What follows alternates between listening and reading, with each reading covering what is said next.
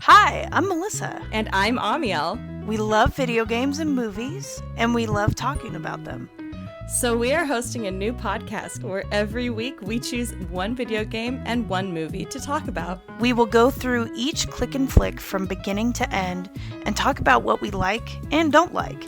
And then we will give you a rating based completely on our own opinions and nothing else.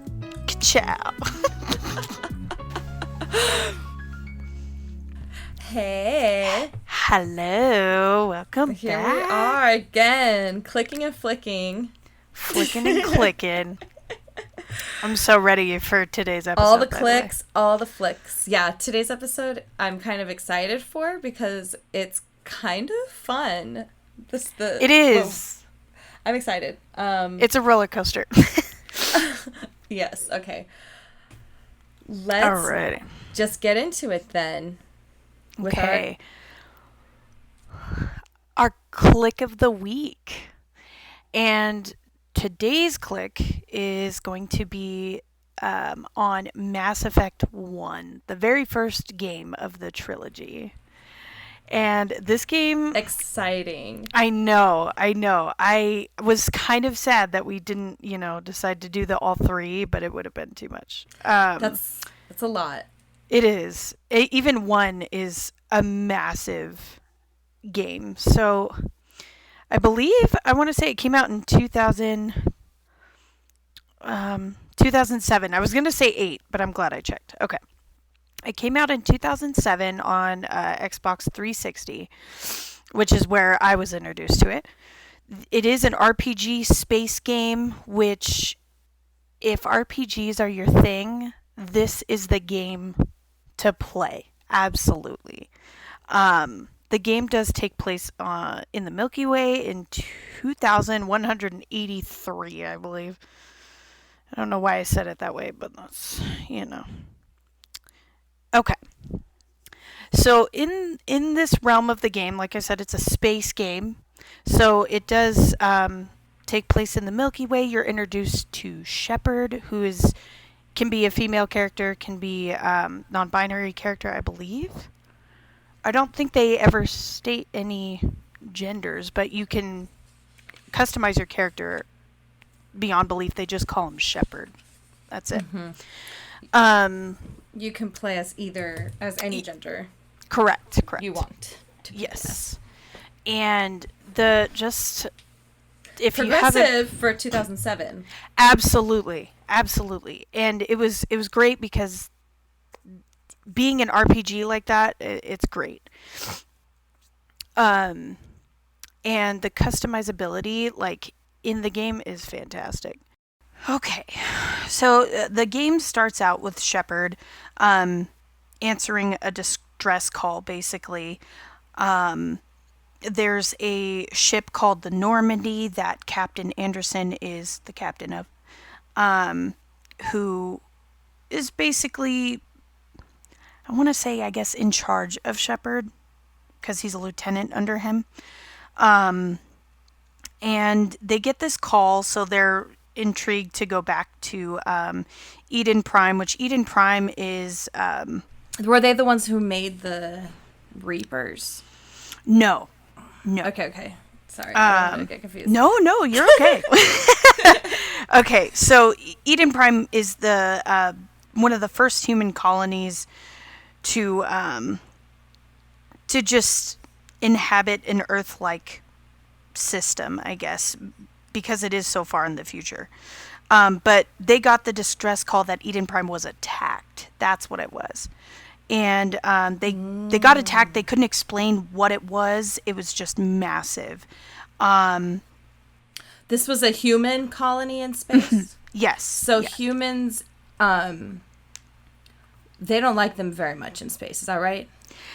They're not the most... I don't want to say that they're the most, like, neutral, but they kind of are.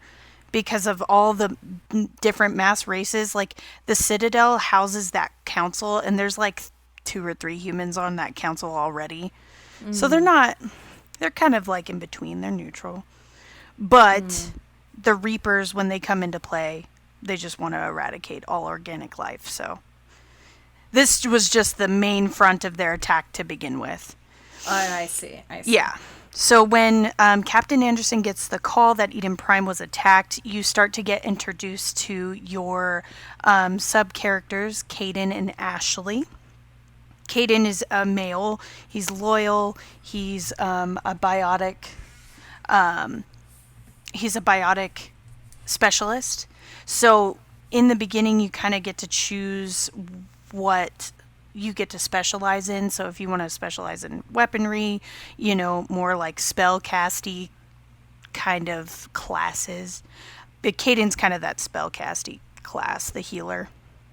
And then Ashley's more the brunt. She's a soldier. She's tough. But you get introduced to them, and they're crucial towards the end. And all that Shepard can see, he gets this kind of like vision of a ship burning everything. And again, this thing's just massive. They can't even describe it, right? So they find the beacon after heading towards Eden Prime. They find a beacon that is extremely old and from the Prothean race, which the Prothean race is extinct. And they are the ones who basically created the Reapers. Yes. Or how it came about. Yeah. Yeah. And so they find this old beacon that just so happens to be tapped by something. They don't know what it is.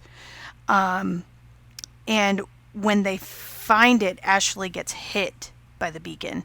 But Shepard's like, no, I gotta save you. And again, a bunch of RPG stuff happens, but he protects her from the hit. Then he takes the hit, causing him to fall unconscious. And they basically gather everybody up, put them on Normandy, and shove them to the Citadel to try to convince the council, like, hey, these guys are, whatever they're doing, it's not good. We need to get to the bottom of it. And they do suspect there's a lot of races in this game, but the Turian race. And the Turian race are this alien-like race with bright neon LED-like eyes.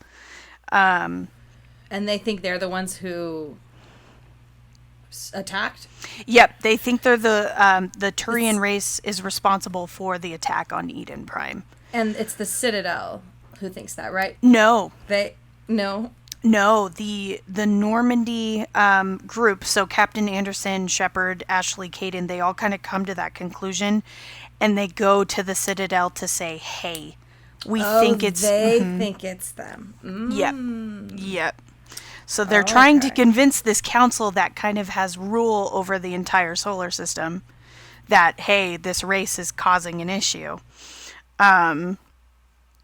And council could not be convinced because the Saren, who is a Turian, is on that council, and he's, nobody suspects him, but they're trying to say, like, we kind of think Saren's a problem, and council doesn't want to believe him. So, right after the meeting with the council happens, my favorite character is introduced, and his name is Garrus. He's a Turian as well.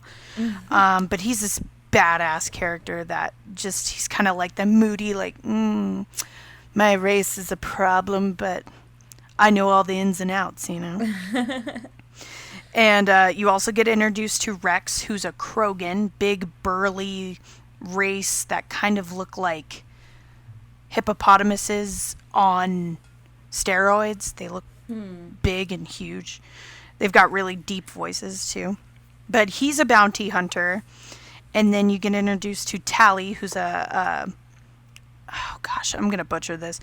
Quarian, I think that's how you say it. It's been forever since I've heard her race name. But Tally is a fugitive, and she just has this purple mask in front of her face.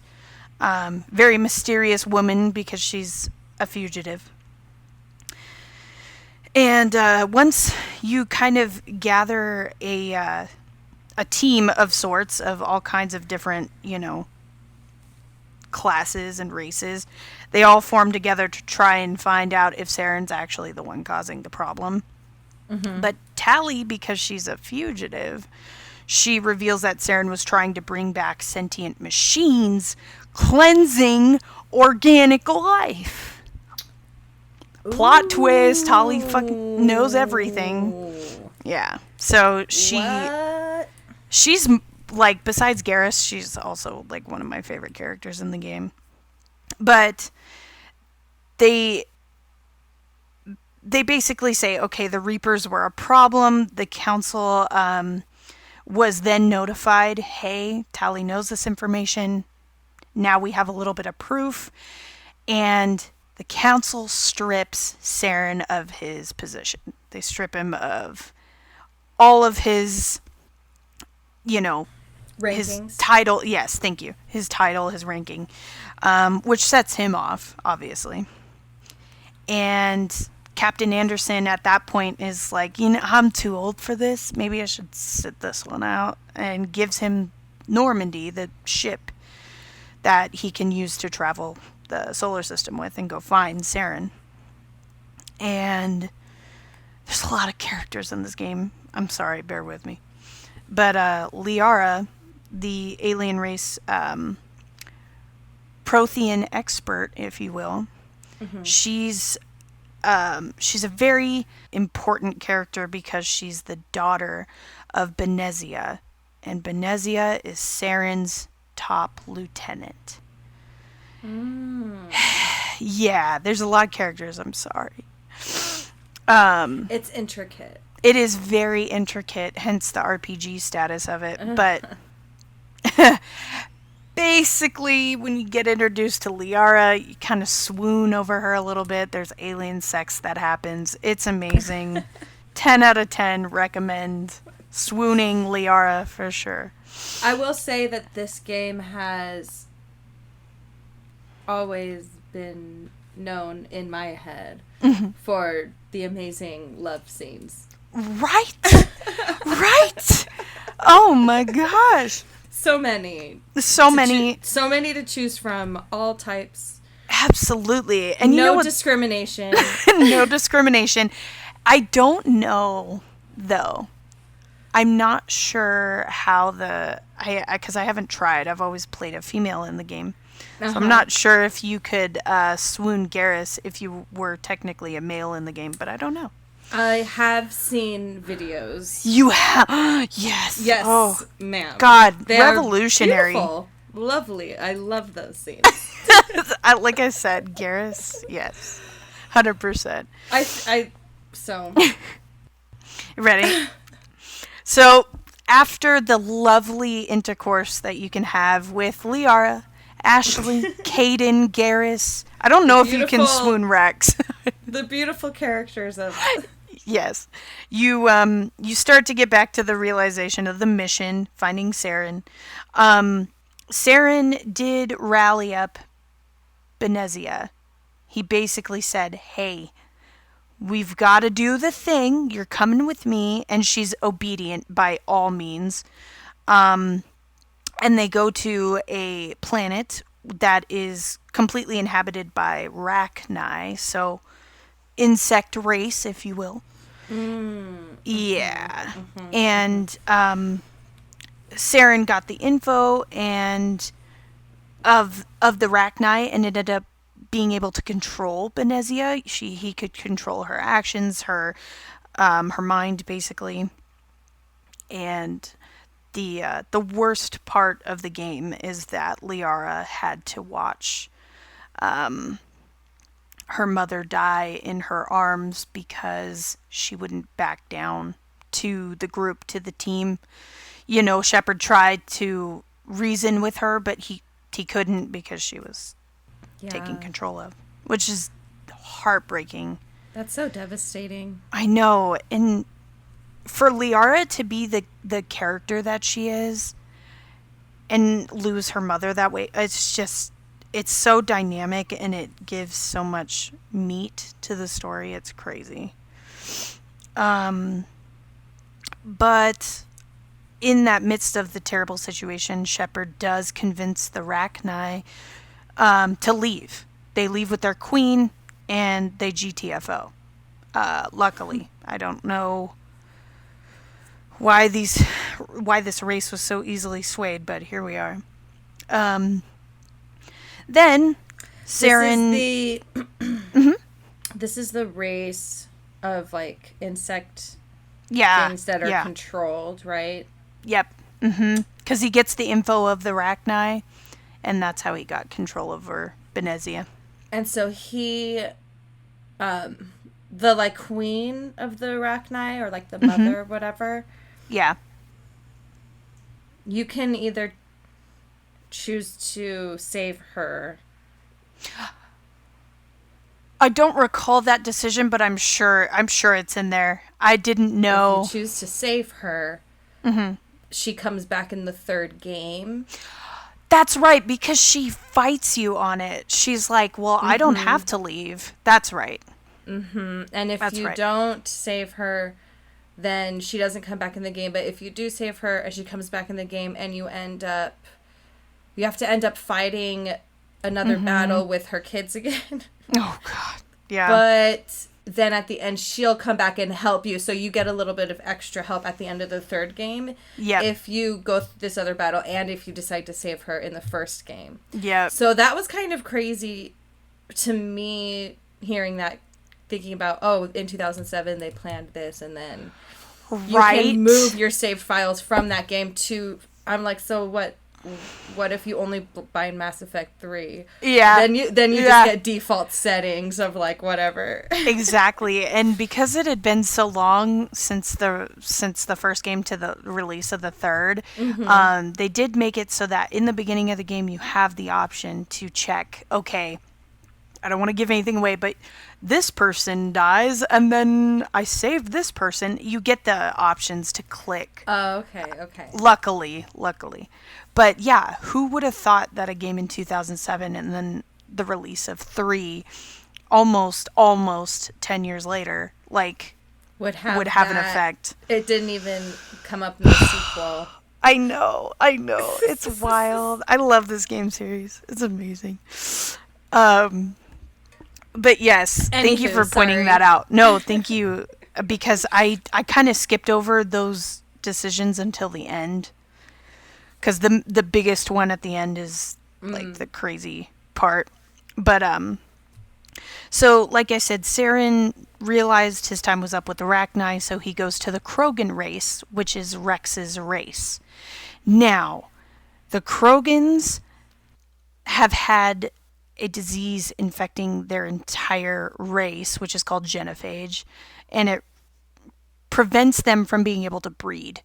And what's cool in this scene is that you really get, because there's so many races in the game, for Krogans to be as like meaty and buff as they are, you get to meet a mother and throughout that storyline, and you feel so hard for them. And the fact that the cure is such a big deal to them, and Saren has that cure, you're like, I gotta help him. I gotta do it, right? But Saren was actually mass producing fake Krogan, kind of treating them as, I'll give you the cure if I get to like recreate all of you fake ones. And Rex gets extremely violent about killing Saren because he has the cure, or at least killing all of the recreated Krogans, because he's like, I can get the cure, I can fix this, and almost goes rogue, or does go rogue, but he then realizes like they're fake, they're not really part of my species, and then allows what needs to be done as far as killing the procreated ones. Wow. Yeah. And so then you do find out at the Krogan base that the Reapers want everyone dead. Basically, all organic matter gone. And Saren was close to being able to eradicate with the Reaper's help. And so at this point in time, you're still on the Krogan planet, and you have the choice to go kill Saren, or at least attempt. And the best way to do it is splitting up the party. So you send Ashley and Caden in two separate directions, and you choose. So one a distraction, and then one you go with and fight, which is another crazy plot twist, depending on who you choose. And skip forward all the fighting. You find out towards the end that Sovereign, who is a character who I believe is a Turian as well, if I'm not mistaken, was the Reaper with the master plan. He was basically, or no, Sovereign was a Reaper, forgive me, not a Turian, with the master plan. So him, Sovereign, and Saren were working together to try to eliminate everybody. And at that point in time, when they realized that Sovereign's working with Saren, Shepard can only save one of the teammates, whether that be Ashley or Caden. And honestly, I kept Caden in my first playthrough, but it affects the rest of the game. They talk about the person that dies frequently, because it's part of your team. They were part of the Normandy team. But despite that one casualty, they were able to save a lot more in the long run. But they go to another planet after that heavy decision where Saren was. I can't remember how they get that information, but they knew he was there. And there was a serious battle on this planet, I think it's called Ilos, between the Protheans and the Reapers. So they basically kind of get the history of the Protheans and kind of how they died, and the Reapers' destruction upon them. And so fast forwarding between all of that information, Saren attacks the Citadel in that also meantime. So they went to that planet seeking Saren, didn't find him. He was actually at the Citadel attacking them. And the Citadel is this, if you can imagine it, it looks like a squid. It's just got arms coming out from the main base of it and all the way around with a bright light in the middle. It's a really beautiful little like home ship. It's huge. It's massive. And they are the government of the galaxy. Absolutely. Basically. They're in charge. Yep. And for the most part, they're on the good side.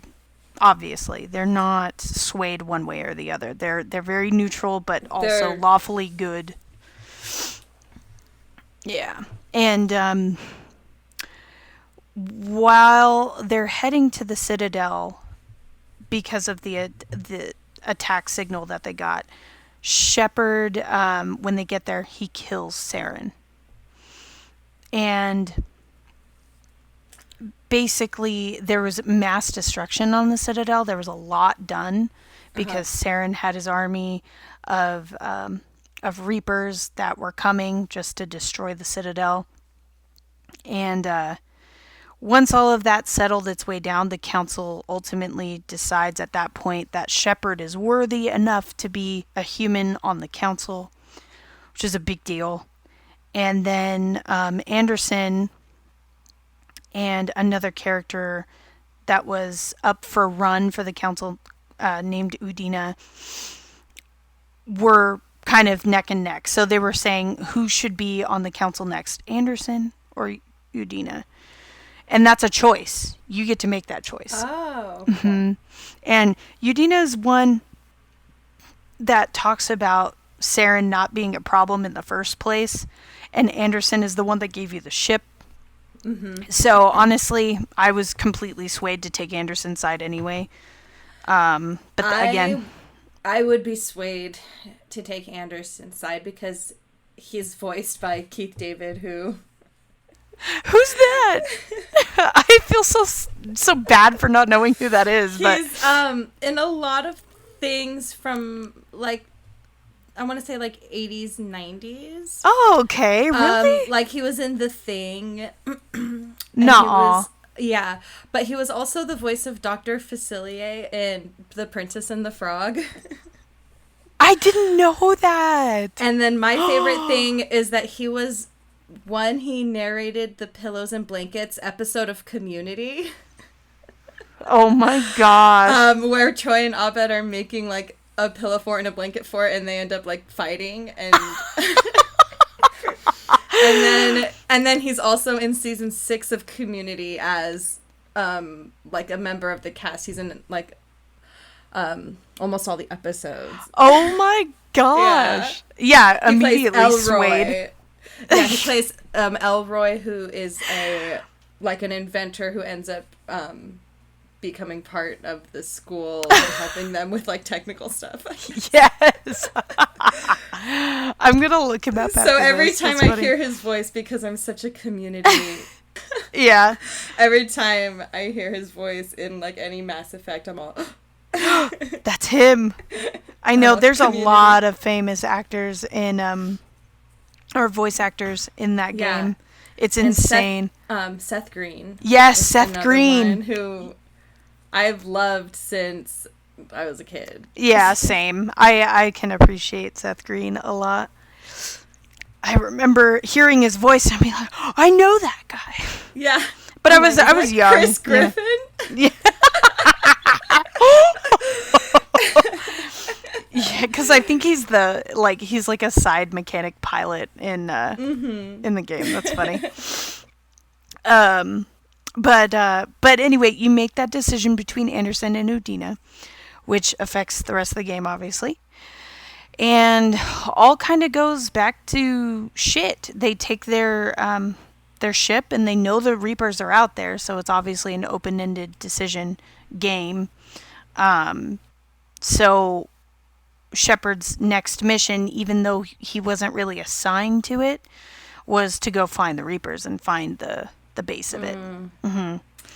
And that's it. See, and that's so crazy to me, because this one monster makes this like mass, well, not monster, technically like robot, right? Right.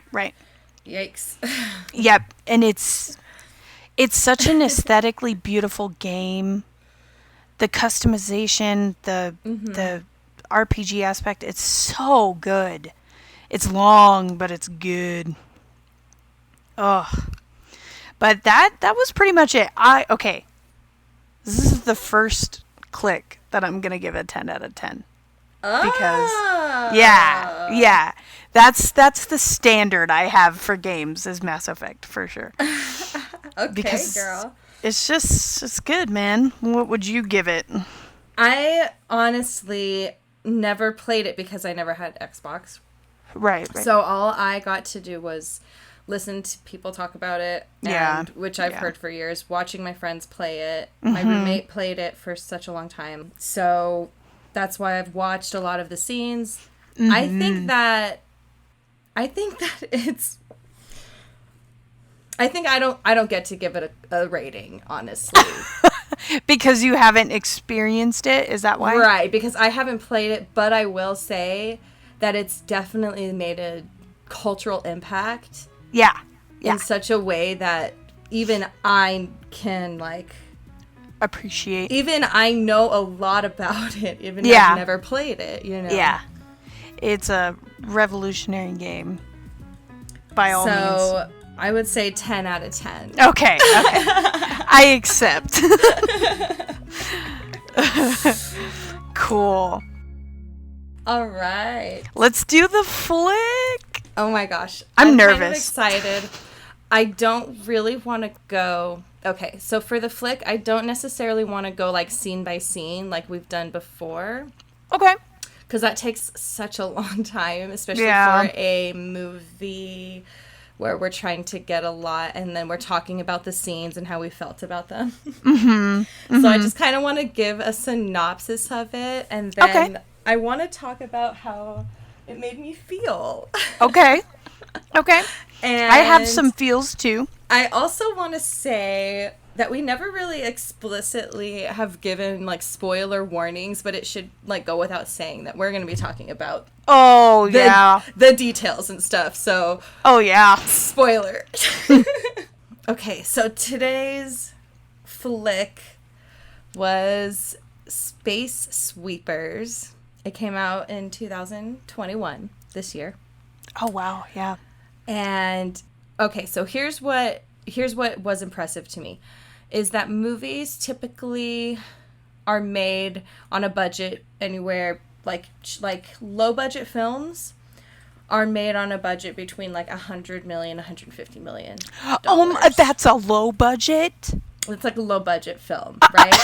like Avengers movies are in the like $300 million, and like Avatar cost $425 million to make or something. I am that might not be shook.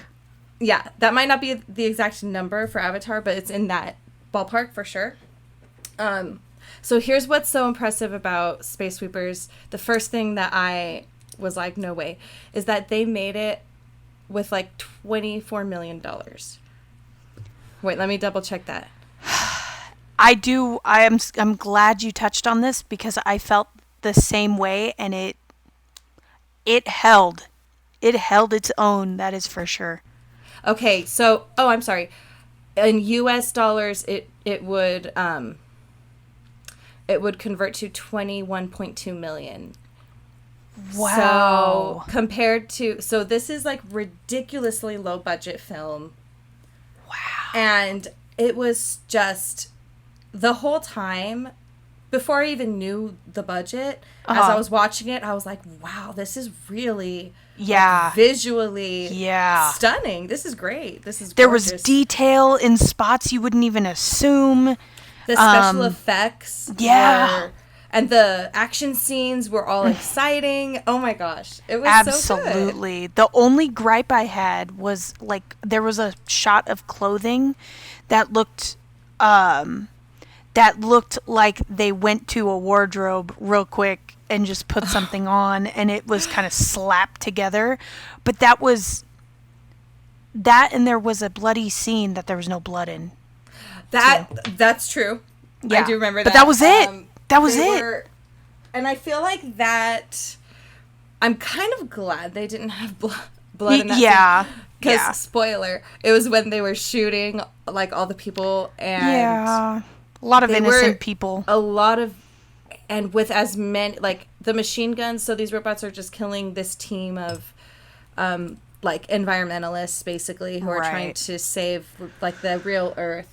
Right. And, so there's, like, they come in and they shoot it all up. They just don't show a lot of blood on the bodies when they're, like, dragging them away, which is, like... Right. Considering how traumatic that scene is, and, like, they're watching their friends die, and, like... It's, I'm kind of, like... I was like, okay, that's okay. They don't need to have, like, all that blood. Like, and they did have the scene after they were dead. They were taking the bodies from the spot, basically. And so, I get that. Not having the blood was kind of a nice thing, but it was something I noticed. Like, oh, they got lit up, but there's nothing there. Like, at all. Yeah. But, where's the holes? Yeah, what? But it was okay. It was okay. Yeah. Because it is a sci-fi movie, and it is campy, it is cheesy, and I feel like that's what sci-fi is supposed to be. Like, that's exactly what the genre is. You know what I mean? Definitely.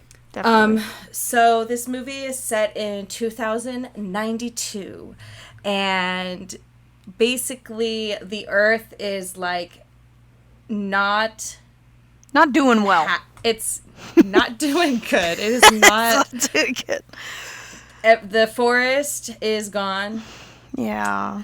The oceans are gone. The desert is booming. It is everywhere. The desert is living its hot girl summer. And yes, it is. But no, unfortunately for humans, it is not a great place. Right. So humans are slowly dying who are on Earth. Luckily, Elon Musk has created a space colony. In the movie, his name... I'm sorry. James Sullivan. James Sullivan is the name of the scientist who is, he's supposedly 152 years old. And he honestly kind of looks like Bo Burnham in Inside. I'm like, they're like the same age, okay? I'm just kidding. Right. But he looks young, like he looks like in his 30s, right? Yeah. This guy, James Sullivan, who essentially is like supposed to be like the Elon Musk like type guy. He's building a colony on Mars, and he has these orbits in space that are basically little colonies for humans to live on until Mars is ready. But you have it's like for the select few, and it's obviously very like classist and like racist, and it's all because he's talking about you can tell with their DNA what kind of humans have the best character, and and it's like obviously all the rich people are on these spaceships orbiting, and the poor people are left to live on Earth, or to go out and become space sweepers.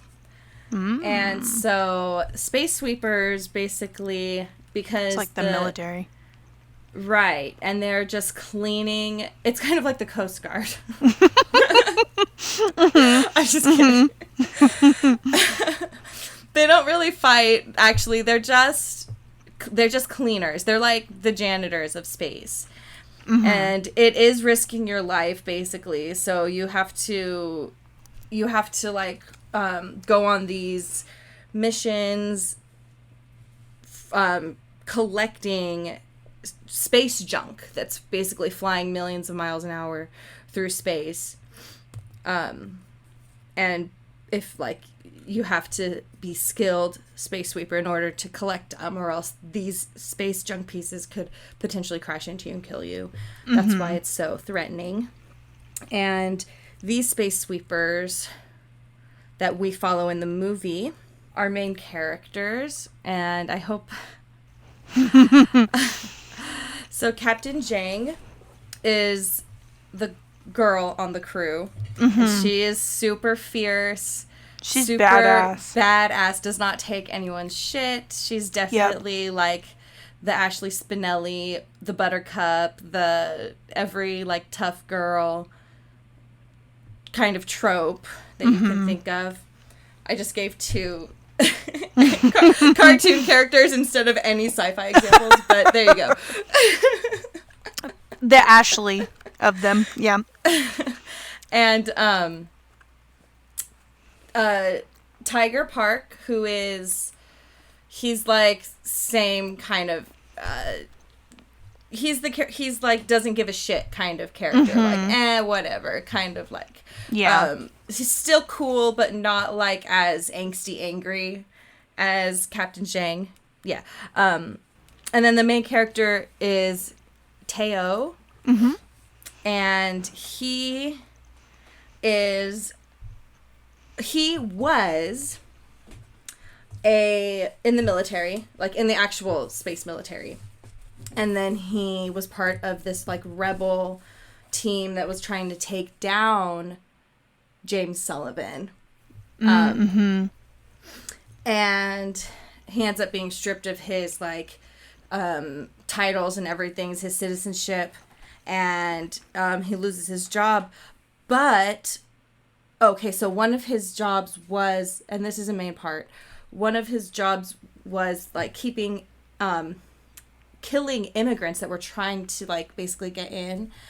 And he, while he was like one of his missions or whatever, he finds a like young baby girl whose mother is dead, and the baby's like in her arms, and so he has this like heart-changing moment seeing this young child, and takes it home and adopts it, and like feels responsible for ruining its life, obviously. Which he is. Kind of, because that was a hard part for me. It turns out that she is deaf from the explosions that happened when she was a baby that killed her mom, that he set off, basically. So his daughter... So his backstory goes that he loses his job, is raising his daughter, becomes a gambler. And as he's like one day, he's making bad decisions. He has his daughter with him and she's like, "Oh, Daddy, I want to look at this thing I wrote for you." Yeah. And this is where I'm like, okay, yes, it's very campy, people. Yeah. But it's sci-fi, so we're forgiving it. And he's like, "Go play outside."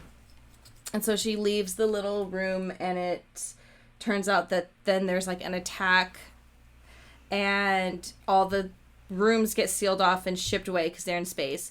So they're all sealed off and like fly off, and she's stuck out in like the main area that ends up sending her off into orbit. Oh God, I know. So don't ask me how she survives 3 years orbiting with who knows what. Oh God. But that's the plot, okay, guys? Yeah. I didn't write it, and we're not saying anything bad about it.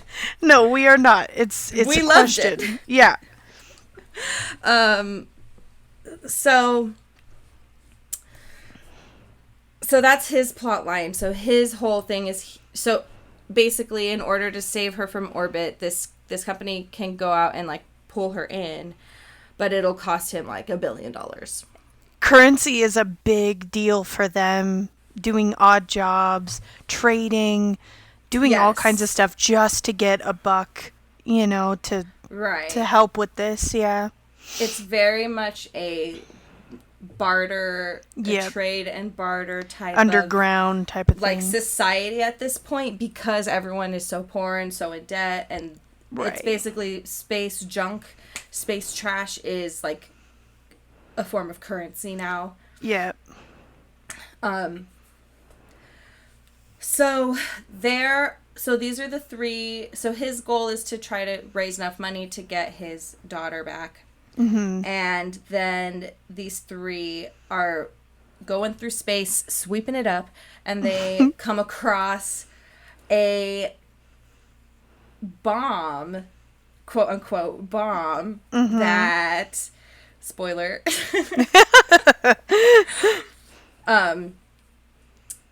looks like a little girl, right? Yeah. So this like robot is so advanced that it looks like a real human.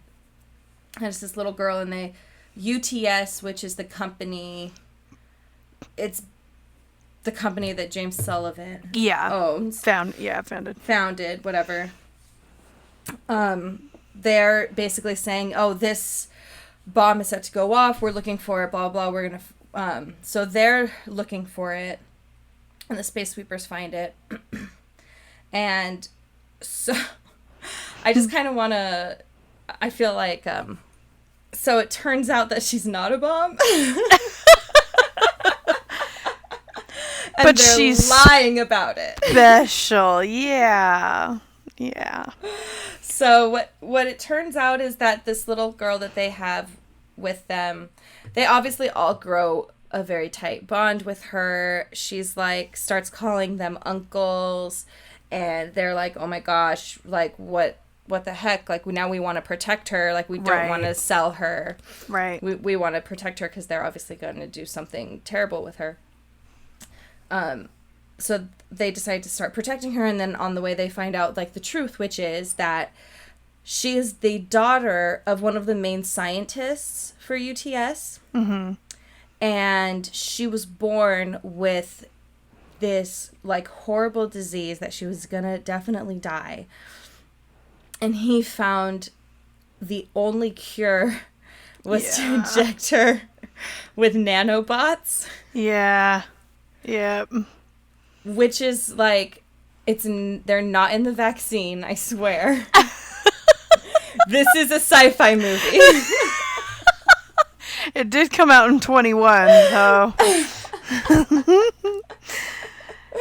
I mean, who knows? They made sure to make it very aesthetically pleasing that there were nanobots in the syringe, that's for sure. So he injects her with basically billions of nanobots that are so powerful, they are able to control her body and keep her living, even though this disease is basically making it so her organs can't function on their own. So it's basically internal life support. Yep.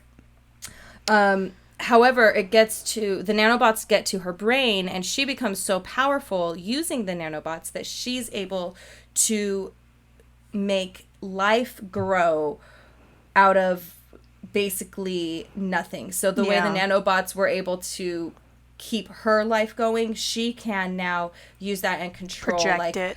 Right. And so they have like plants that were dead, and then they started blossoming with flowers and fruit when she was there, like controlling them and making them grow.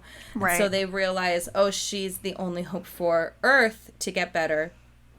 But James Sullivan is like, no, all of my efforts to make a colony on Mars are failing because it's dumb. Go figure. Sorry, Grimes, but it's a dumb idea to have a colony on Mars. Absolutely. So James Sullivan is like, well, we're going to use her to make life grow on Mars. Control her to make life grow on Mars. And we're going to say that it's this tree of life, basically. Yep. Give the people hope. Right. And make them think, like, blah, blah, blah. So it's this, like, slimy conspiracy to basically become, like, the most beloved ruler and person on the planet. This guy just wants everybody to think he's the greatest. Yep. But he's actually doing a lot of really evil things. Evil man. I don't want to compare him to anyone in real life, but does that sound familiar? I mean, they had to get inspiration somewhere. I guarantee you, in this universe, James Sullivan did absolutely host SNL, like, at some point.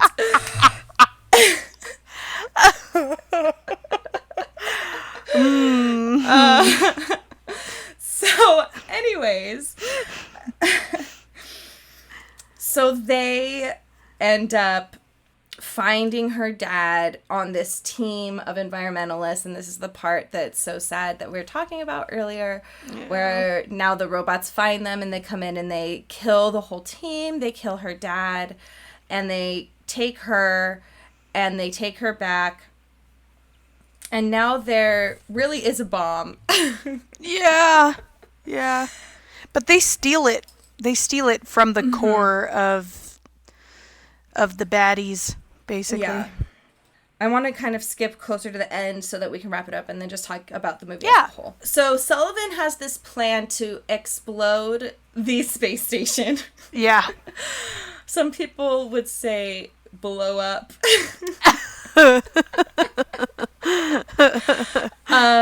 And basically it would go hurling into the earth and kill 3 billion people.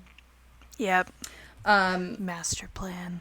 And Teo is basically like, I'm going to take this money from Sullivan. Sullivan gave him a bunch of money so he could take the girl. He calls her Dorothy, but her real name was Coat Min. Yeah, that's like the English translation, if you will. Like that's how it would be pronounced for English, but yeah. Like I can't even remember how they say it, but yeah, Coat Min was her actual name. Nim. Coat Nim. Coat Nim. Yeah, so I was flipping the M in the end. But basically, he takes the money to go get his daughter, and then they're like, oh, yeah, we could get your daughter right away. And he's like waiting there, and then he's like, no, I have to go save the world. So he leaves and is not able to save his daughter because he has to go and save the earth, which is like so heartbreaking, but this is why I want to get through it, because this is what I want to talk about later. Yeah. He goes back, he saves he joins up with his team again. They have these awesome fight scenes. Awesome. I mean, yes, cheesy, but this is what we want. You know what I mean? Sci-fi. Sci-fi. They're great. These battles are just like epic, right? Yes. And they realize they can't what's the word I'm trying to defuse the bomb, because as soon as the detonator is inside the bomb, so if they hack into it, it'll explode. Yeah. So she's like, the only thing we can do, and this bomb is going to basically set off any nanobot that's within any distance of it. Yeah. 5,000 kilometers or something. And so obviously she would be affected. would be affected, would basically die. If the nanobots inside her, like, failing didn't kill her, then she still has that disease that was killing her. Yeah. So they were like, we would not be able to save her no matter what. And so they realized the only way to save her is to fly her far away enough from the explosion that she's out of its radius. So they're basically racing against time to get her out of the radius of the bomb. And she makes it. And with the help of all the other space sweepers in space fighting. Yes. Because basically Captain Zhang gets on an intercom and is like, hey, to all of the space sweepers, like, this is what's really happening. This is their plan. They're going to kill Earth, which is where our home, where our families are. Like, everyone's going to die, basically, right, unless we fight. And she goes, if you're afraid of death, leave. But if you're not, then come fight with us. Yes. And it's just one of those, like, absolutely cheesy lines that's just like, yeah. You're like, hell yeah, I'm part of the Space Sweepers, yes. And so they have this big epic battle in space with all those space sweepers. And it's just everything you want to see is, like, the working class rallying up to fight back against the man, right? Against the power Elon Musk. structure. Against the 1%. Exactly.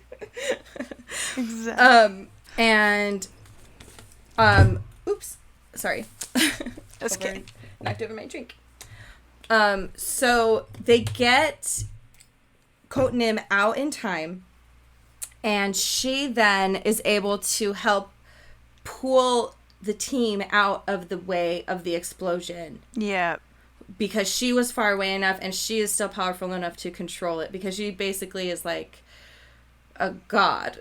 Yeah, nanobot god. Right. For sure, yeah. Unfortunately, now it's too late for our protagonist to save his daughter. I know, the time is up. So sad. And she is about to leave the orbit, but she's not too far for... Basically, Coatnim is able to get her consciousness, like, to become a force field. Like, somehow, in another realm, she's able to, like, connect their consciousness to have one more conversation. That's right. That's right. And that's so right. he goes and he sees his daughter and he says goodbye to her before she basically continues drifting off into space and slowly, like, I don't know. I really don't know what the situation with her is, because that's it. Basically, she's just gone after that. Yeah. And so then we see our 3 space sweepers. Oh my gosh, I can't believe I totally forgot to mention. You forgot Bubs? Bubs this whole time. It's okay. I was going to mention him later because he's my favorite character. Yeah. Well, Bubs, actually she. Sorry. Forgive me. Is voiced by a very deep masculine voice, but... Forgive me. Oh my goodness. But she's saving up for skin grafts and she wants to be like this like feminine like woman. So it's a robot who is built and has like a really deep voice, but she's really like feminine, and when she saves up enough money, is going to be able to. At the end, she's just looks like a normal human woman who, because she's finally able to afford and not be a robot anymore. So that's really sweet. And but as a whole, I want to say this movie was just so fun to watch because it had every element that a sci-fi fan would want to see in a movie. Absolutely. In my opinion, it's never taking itself too seriously. It has this outrageously evil bad guy. It has like these over the top, like campy, tough guy character good guys who are just like the typical, like the bunch of scrappy misfits that you can relate to because they're in a way the parts of us that we feel don't fit in society. Right. And then you just like, they have the little girl who you're like, oh my gosh, saving this child. And you're like, yeah. Love the family aspect. At the end, they all become a happy family. And I just think it was so well done for being... First of all, I couldn't even believe the budget when I heard it. That blew my mind. I had no idea. Just because of how good it looks. And then I guess the only thing I am thinking is like, no, there aren't a lot of like big name actors in it that are like Hollywood A-list or whatever. So I'm sure a lot of big time movies, like obviously The Avengers is $300 million budget, but they have Robert Downey Jr., Scarlett Johansson, and Chris Evans, and you know, right, all those big names. So crazy. So this didn't have any big names, but the acting was still obviously really good. It was par, dude. It worked. It was funny too. It was just like exactly. There are funny moments. There are moments where you're feeling really heartbroken. It's definitely like, it definitely is one of those, just a story to take you on an adventure. And to have a good, entertaining time. Now, if you're looking to, like, dissect a serious drama that's, like, a deep epitome of film, like... Yeah.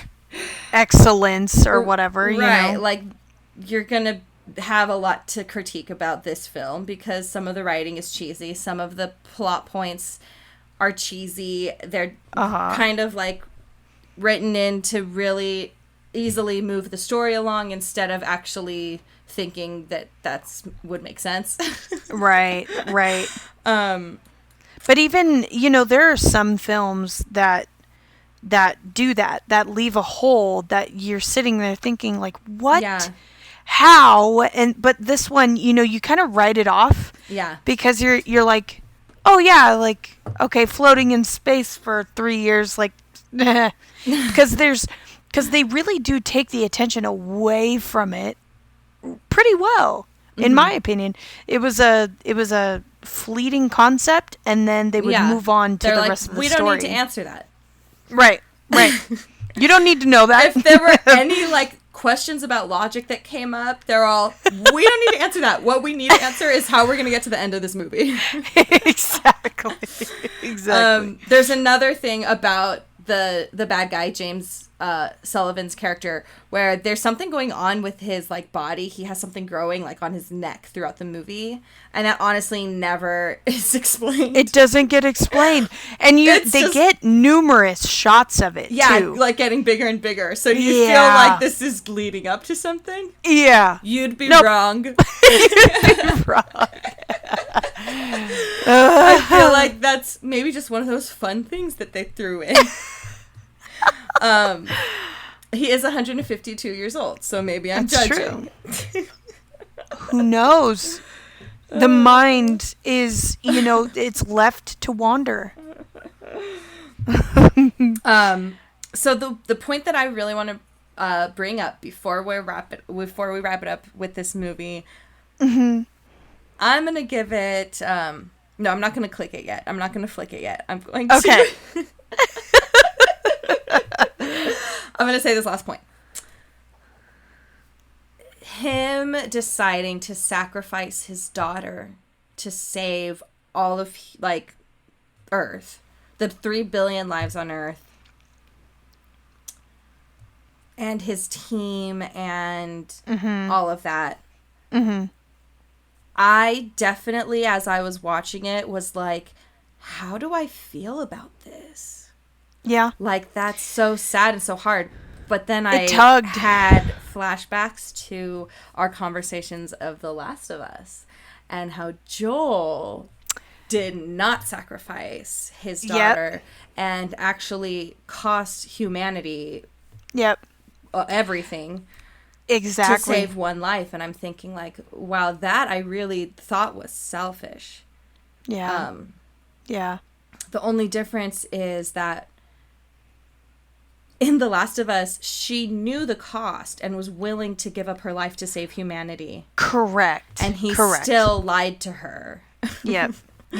And he still intervened. And in this movie, this little girl has just been floating helpless in space for 3 years. Just waiting for her dad for 3 years. And at the last minute, he's like, wait, I can't save her. I have to save the planet. Oh my god. And that's so hard. It is so hard to choose. But I'm like, wow, I have to, I guess, kind of respect him for saving everyone's family. Yep. Everyone he cares about and loves. As space sweepers, all his closest friends, all of their families live on Earth. Like, yeah. It's a decision that, like, the weight of it doesn't hit you until he says his last goodbye. But also there was that scene where she's trying to talk to him at the bar, where he's like completely enamored by what's going on at the bar. That's like the last time he talked to her was him telling her, like, go away, go outside. Yeah. And that whole decision. I knew when Nim's father died that I knew that his daughter was gonna die.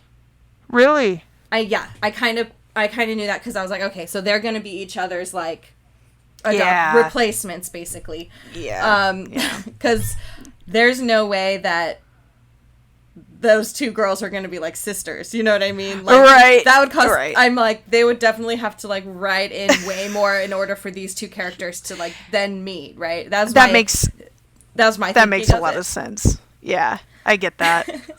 For sure. I don't know. I feel like, okay, so listening back to past episodes, I've given really low scores to these movies. Even the ones I really loved, I gave, like, 6 flicks to. Okay. I really liked this, though. I think I'm going to give it an 8 flicks for a sci-fi. Because I really thought that... I really thought that it was just a good movie for, like... I definitely thought it was better than any of the other movies we've seen so far. For its genre. Like, like, for a sci-fi movie... It's, like, hitting all the marks that I need a sci-fi movie to hit. It's just my opinion. I get that. I think if I'm okay to rate now, I'm not going to be as generous. And the only reason is just because, one, it's not my favorite genre of movie. But I will give it 5 flicks. Hear me out. I was going to give it 3. Ooh. But I couldn't justify it. You know, there's no reason. Yeah, that was really low. Really but low. I say 5 because it's watchable. Most anybody can watch it and at least gets, some kind of, pull from it. And I think that I gave it such a high score because for me, what's really important is being able to be so entertained with something you can watch it again and it still is fun and exciting. And I just think that this storyline is one that has enough like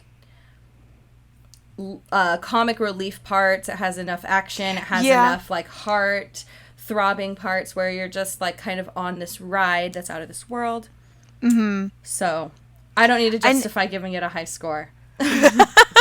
No, and I, again, most of my score is just out of preference. Would I watch it again? Probably not. If somebody were to say, hey, I want to watch Space Sweepers, okay, sure. Like, I'll watch it with you because it gives me kind of like a newer outlook, I guess, on it. But just not your genre. Yeah, just not my genre. The budget for what they made, absolutely amazing. That is enough for me to say it's not a bad movie by any means. It's definitely one that I would recommend watching at least just once, Yeah, for sure. And just purely out of respect honestly, for the story and film. If you're not into sci-fi, it's probably not a movie that you'd like, to be honest. But the story alone is good. There's a lot of action in it though. So if you're not into like sci-fi action, probably not. I think there's enough story behind it to give you enough of a break between the action scenes. Right. I feel. Like if you're someone who would rather watch something like The King's Speech, then watch The King's Speech. Because this is not that. Absolutely not. This is just fun. That's why I liked it. I also like that there wasn't any necessarily love interest. There was for the most part it was camaraderie and it was would you call it paternal love? Like, yeah, for sure. Yeah, paternal love, and it's something that most everybody can relate to. Yeah. But he never had like a wife or a girlfriend. None of them. No. And I don't think that it even is like doesn't even hint. Like it's not like an issue for them because they're so like just day to day trying to survive. Yeah, exactly. It's great in that aspect. Yeah. So it's a good movie. It should be watched and experienced for sure. Yeah. For sure. All right. Is that it? Are we done? We did it. Oh my gosh, we did so much better on time this time. Yes. Pat on the mother effing back. Thank you guys for listening. Yes, thank you. If you're listening. It's not long, so it should be good, right? Yeah. Short, sweet, to the point. But we will see you next time. For Clickin' and Flickin'. Clickin' and Flicks. Let us know if you have any recommendations, too. Oh, yeah. That's a good one. Yeah. But, yeah, thanks for listening, and I guess we'll catch you guys later. Peace out. Bye. Hey folks, thanks for listening and sticking around. If you enjoyed what you heard, subscribe and follow for some more Click and Flick content. If you'd like to hear us talk about your favorite movies and video games, you can send us your suggestions to clickandflickpodcast@gmail.com. That's click, A-N-D, flick, podcast@gmail.com. We can't wait to hear from you guys. Have a great week, and we'll see you next time.